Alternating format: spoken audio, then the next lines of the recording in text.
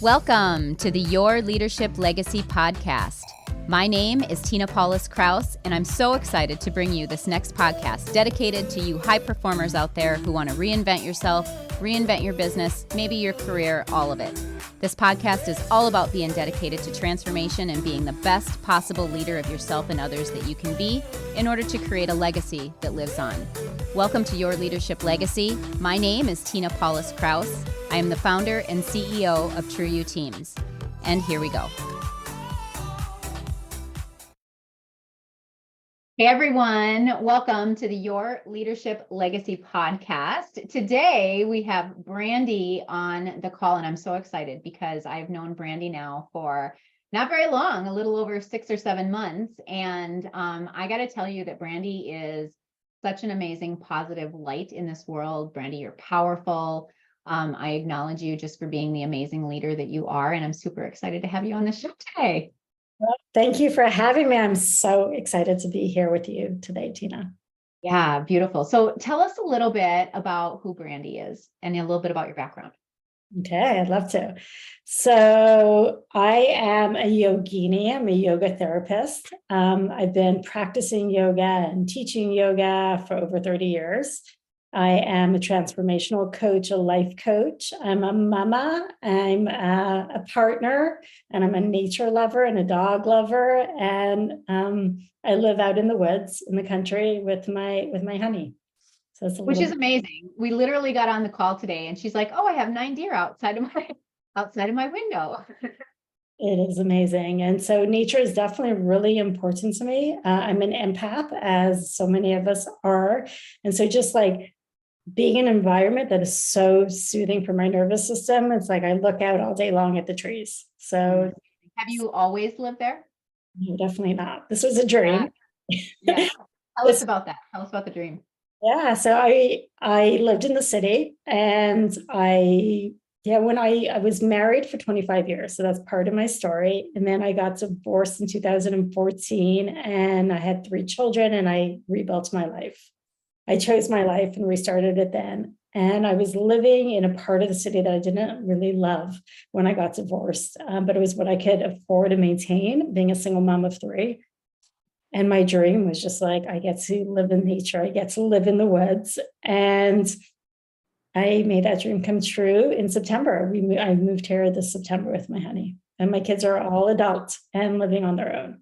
Amazing. Such amazing. It's so crazy that when we have this dream and we go after it, and then it's actually real. And just looking back on that, I want to talk a little bit about the reasons why it's so important for you to create that environment for you. I know that you you continue to live with a chronic disease, a chronic illness, and I'm interested to hear that story because I would never know it, right? Like you're such a strong, amazing leader that you just handle that so well. And I want to hear a little bit about how that happened and how you've been able to really live with that and find joy through your life through it. Okay, guys, so get ready. We're going to dive deep. Yeah. And that's our plan. Yeah. So I was diagnosed with Crohn's disease, which is an autoimmune condition of the intestine. I was diagnosed when I was 14. So what started to happen in my body at that time is I would have gut wrenching, stomach attacks that would leave me just rolling on the floor in the emergency room. So I spent most of my life between the age of 14 and 16 in the hospital. And you can imagine, like, teenager, I was a rebellious freedom seeker always. And it was definitely really, really tough living with so much pain. And, just feeling like a rat in a lab because I was very, very sick. I had traumatic surgery when I was 16, which removed part of my intestine, but it was very, very traumatic. And when I left the hospital, the doctor prescribed no stress for me. This was honestly his words. He's like, you cannot tolerate stress because you're going to get sick again and ends up in the hospital. And so at that point, this was back in the early 80s, and there was it wasn't common yoga and meditation and all the awareness that we have today. that really wasn't out there. And I was like thinking, like, no stress. And my house is dysfunctional. Like, my parents are dysfunctional. Like, I'm a perfectionist Virgo. Like, where am I going without stress? Yeah. What does that even mean? Right. That even mean? And I was really blessed. So I was 16 at the time. And one of my best friend's mother lived in Indiana, in ashram, in a meditation center. And she was in for the summer and she taught me meditation. Amazing. So Tina, I want to just share, like, the first time that I meditated in my life when I was 16, I knew that I've been doing this my whole life. Like, it wasn't something unfamiliar to me. I was like, wow, you mean I could switch off all the thoughts in my mind? Like, it was life-changing for me. Like, I was lit from the moment I meditated. I was like, I need to know more. I had no idea that I had the power to switch off all those constant monkey mind thoughts. That's powerful. It's powerful. So how, and at such an early age, at 16, imagine, imagine if everyone in the world learned how to meditate at age 16, we'd have a much, or even earlier than that, right? We'd have a much different world that we live in.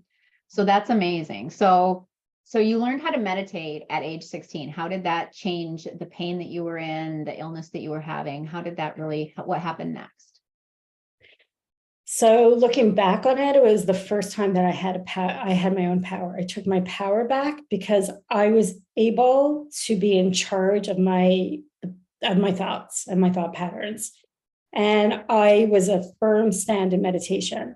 So my parents thought that I joined a cult because meditation was not popular at the time. And they sent me to a shrink because they're like, something is wrong with her. She's sitting with the door closed and on the floor in a dark room. There's something very wrong with her. Right. So it's just classic, right? Like, when you think about how times have changed, so the therapist is, nothing's wrong with her and this is good for her. Very, very disciplined to my meditation practice. And I then, I traveled, I ended up studying biology and worked in pharmaceutical industry and clinical research. But I always knew that my longing was to come back to some form of meditation. And I was missing it in my life. I mean, I was meditating, but I had no community or no greater purpose than using it for myself. Sure. And I did a 3-year yoga teacher training in the early 90s. And once I had my first child, I went full-time into just teaching yoga therapy. So I made a life choice of not pursuing, maybe a bigger career in the pharmaceutical industry, but choosing a path that was my soul calling. Amazing. And you knew that at that time, that this was your soul calling? I knew that it brought me peace. I knew that it was essential for my well-being. There was something, always, I loved moving. I was always a mover, but there was something about the yoga practice that called me 100% back home to myself. Yeah, which is so incredible because that's transformation, right? Transformation is finding your way back home and really coming back into your authentic self.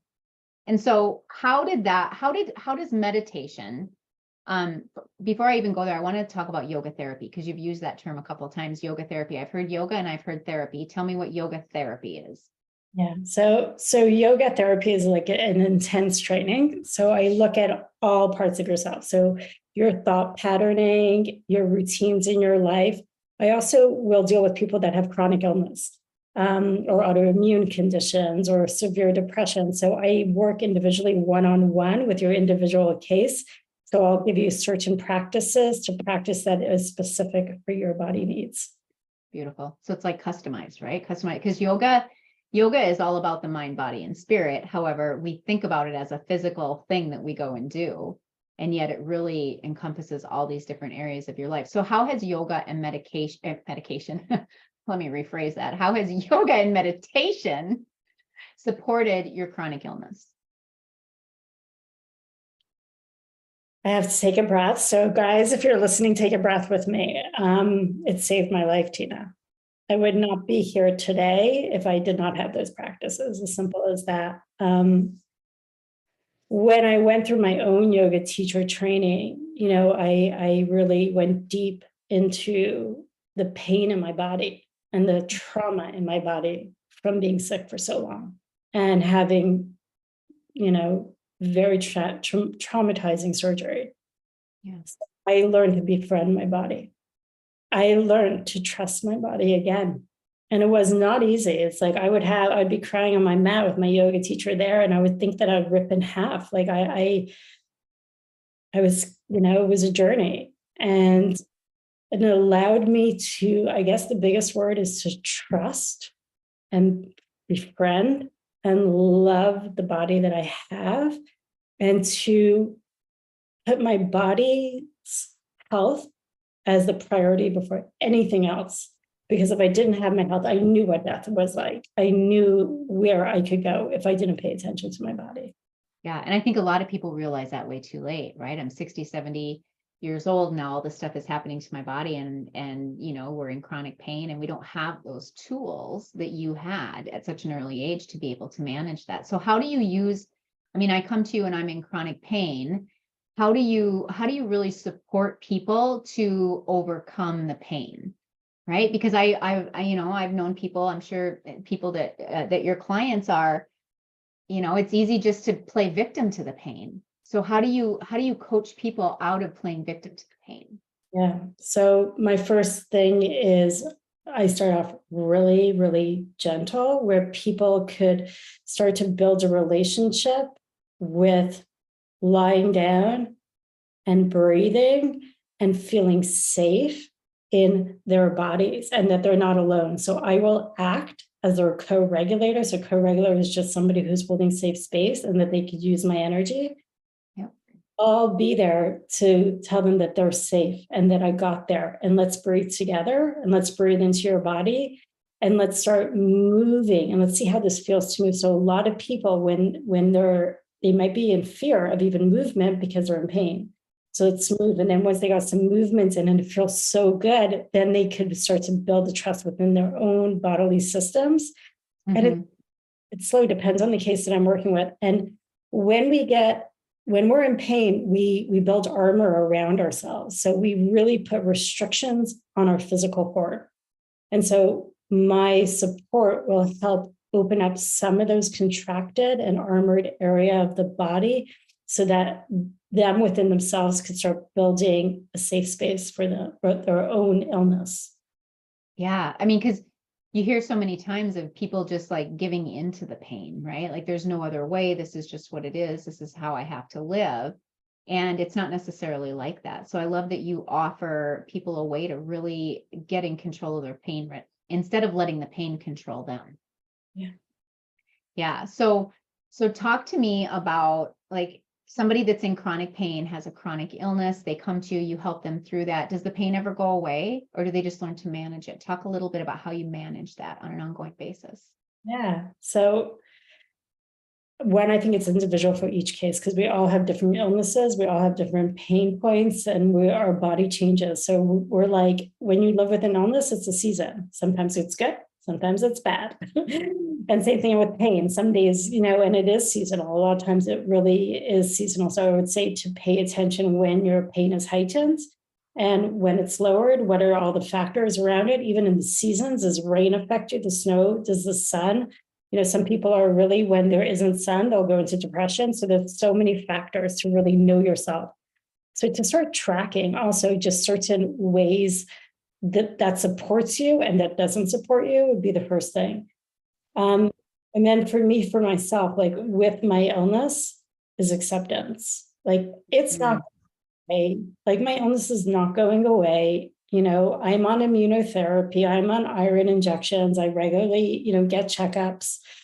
And that I get to befriend my illness. I get to love my journey that it has taught me, and that I continually get to manage my own energy. And I'm like, do I have the energy for this? Is this the right thing for me? So when I am sick, when I have been sick, and when I get to know that is number one, I take things off my plate, and to go with that period in my life, to be in my period. And I built my whole life as an entrepreneur around this, so that I could also manage my energy, manage what works for me in this physical life, in this lifetime of mine.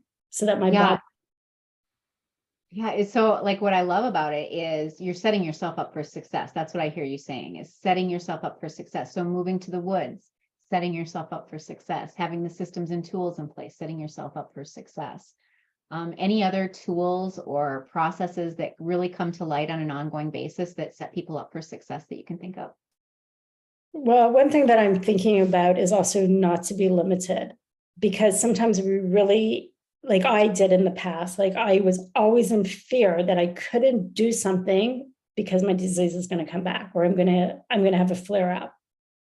And so the more also that I took on leadership, the more that I went through like understanding the power that I do have, and the power of my thoughts, the power of my actions, the power of trusting myself.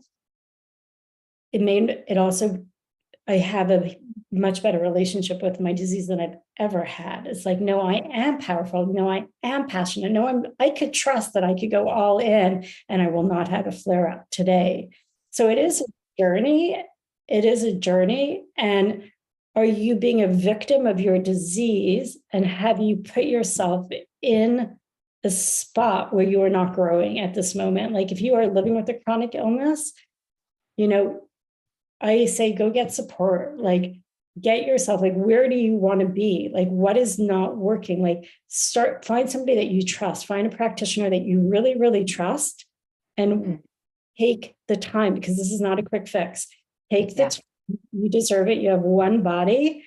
Take the time and know that you can do it. You could achieve it. Build community around yourself also. Get support, right? Like get support. How often do we sit in our corner? I know I was guilty of this. I don't have the chronic illness, but I was guilty of thinking I'm the only one that's going through this stuff. I get to figure this out on my own. I'm supposed to figure this out on my own. And we go into blame and shame about asking for support. And there's so much support out there. So if I'm looking for the right practitioner, where do I even start to look? I mean, I know that you obviously, we're going to give your details out in a second, but like, where do people even start to go look for support? Well, it depends on what illness you have. So basically, let's say you have MS, go to look on Facebook for MS support groups, look on MS, like what is out there for MS, look at MS practitioners that specialize in MS. So really start networking, make a phone call, get on the phone with somebody that has the same disease as you so that you have an ally on your journey. It's like I have my Crohn's besties that are going through the same thing as I am, and that we get to talk and we get to support each other so that you are not in this alone and that you have support around you. I love it. Love, love, love it. So the podcast is called Your Leadership Legacy. So talk to me about your legacy. Like what is the Brandee Safran legacy going to look like? So my legacy is that your body matters, that you as a woman have choices, and that we have the power to choose our best life today and every single day. In the situation you're in today, you are not happy. You get to make a choice because you matter. And you get to put one foot in front of the other and stand in your greatness and in your power and all that you desire for yourself. My legacy is really to take a stand for so many women, that they matter, that they're everything about them, and that our voices matter. So beautiful. So beautiful. And you, like, I love what you're putting out into the world. Talk about your podcast you've got coming out. Oh, my summit. Summit. Summit is called, which you are on it, and I'm thrilled. Inspired, wise women rise. So I believe that each woman has an incredible story, every woman, and that we inspire each other. Wisdom is within ourselves and within our body, and that we rise together. I'm not alone. Yeah, I love that. Where can people find you? So best way to find me, you can find me on Instagram at Brandee Safran. You can find me on Facebook, and I have a private Facebook group called Everyday Sacredness, just for women, which is filled with inspiration and community.